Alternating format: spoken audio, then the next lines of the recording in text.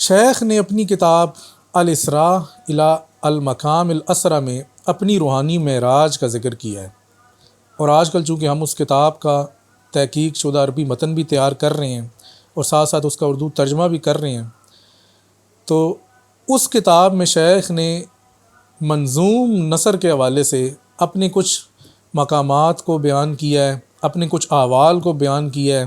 یہ بتایا ہے کہ جب وہ آسمانوں میں گئے تو فلک اول پہلے آسمان میں حضرت آدم سے کیا بات چیت ہوئی، کیا ملاقات ہوئی، دوسرے آسمان میں حضرت عیسیٰ علیہ السلام سے، تیسرے آسمان میں حضرت یوسف علیہ السلام سے، اور اسی طرح باقی اور پھر آگے کا سفر ہے۔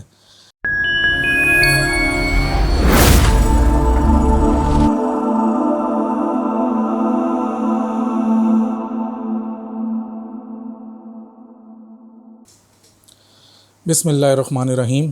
السلام علیکم۔ ابن العربی فاؤنڈیشن میں خوش آمدید۔ آج آپ حضرات کے سامنے اصطلاحات ابن العربی کے حوالے سے ایک نئی ویڈیو لے کر حاضر ہوئے ہیں۔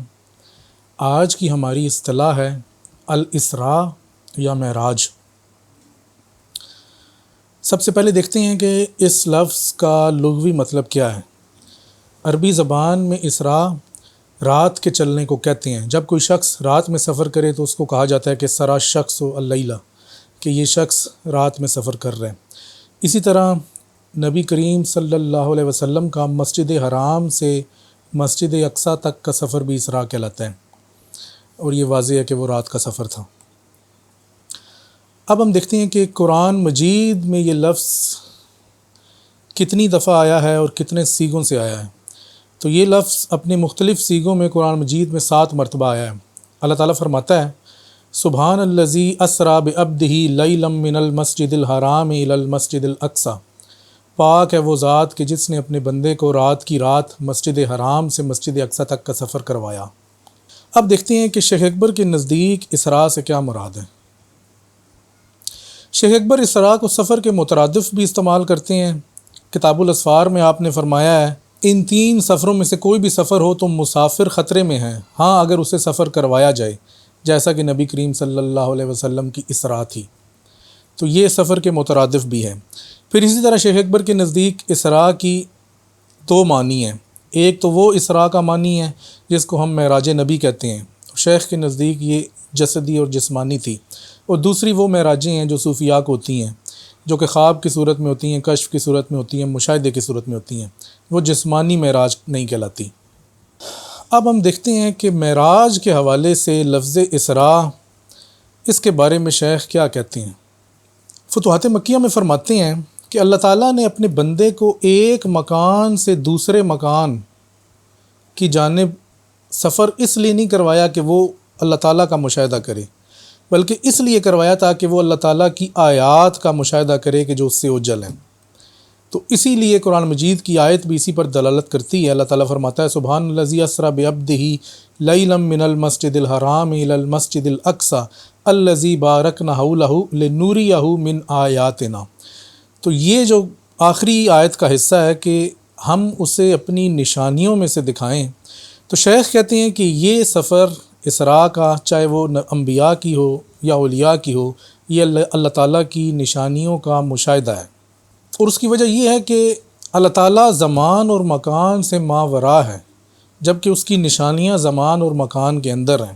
اور شیخ اکبر نے اس اسراء کے لیے لفظ بھی یہ استعمال کیا فما نقل اللہ عبدا من مکان الی مکان، کہ اللہ تعالیٰ نے اپنے بندے کو ایک مکان سے دوسرے مکان کا سفر جو کروایا۔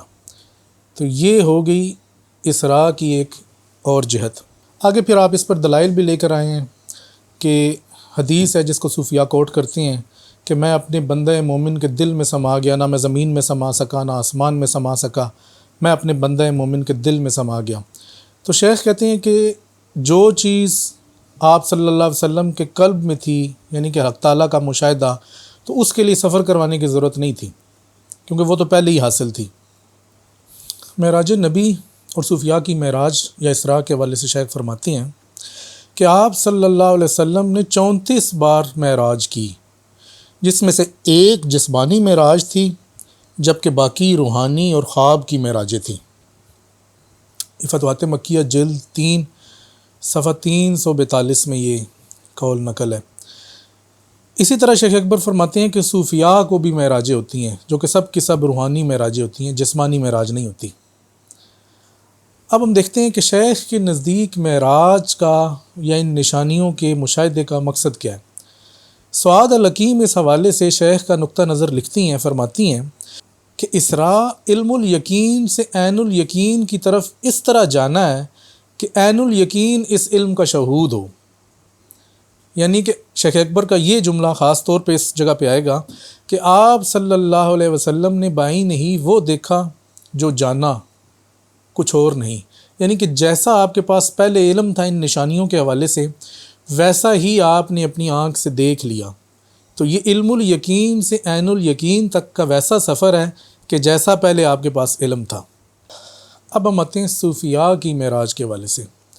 تو صوفیاء کی معراج کے حوالے سے شیخ لکھتے ہیں جہاں تک اولیاء کا تعلق ہے تو ان کو بھی روحانی برزخی معراجیں ہوتی رہتی ہیں، جس میں وہ مجسد معنی کو خیال کی محسوس صورتوں میں دیکھتے ہیں اور انہیں ان صورتوں کے معنی کا علم دیا جاتا ہے۔ اسی طرح ان کی زمین اور ہوا میں بھی پروازیں ہیں، لیکن وہ حصی طور پر آسمان پر قدم نہیں رکھتے۔ یعنی ان کی تمام معراجیں روحانی ہیں، خواب کی صورت میں ہیں، مشاہدے کی صورت میں ہیں، کشف کی صورت میں ہیں۔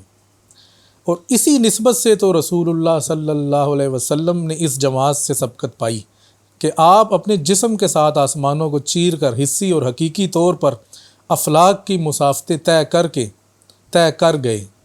آگے فرماتے ہیں بے شک ان معراجوں میں اختلاف ہے، یعنی کہ اولیاء کی معراجوں میں، کیونکہ یہ محسوس معراج کے برخلاف مجسد معانی ہیں، لہٰذا اولیاء کی معراجیں ارواح کی معراجیں ہیں جو کہ دل کا دیکھنا ہے، اور یہ برزخی صورتوں پر مشتمل ہوتی ہیں۔